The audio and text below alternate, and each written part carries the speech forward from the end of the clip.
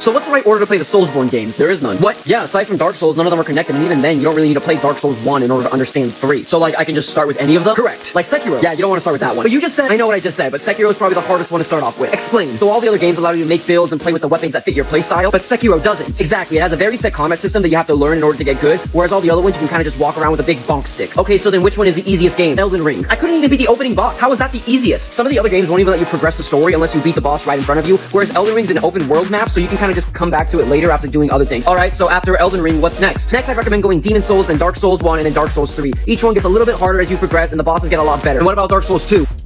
Are you okay? After you play Dark Souls 3, you're gonna play Bloodborne, but this is gonna be a little bit difficult. Oh, why? Is like the combat more difficult? Well, yes, the combat is much faster and more aggressive, but that's not why. Then why? Bloodborne is only playable on a PS4. What? Yeah, so unless you have one of those lying around, you're kind of out of luck. Do you think it'll ever get, like, remade? Never. Why not? Because despite how hard and frustrating these games are, the #1 way they make us suffer is by forgetting about Bloodborne. What the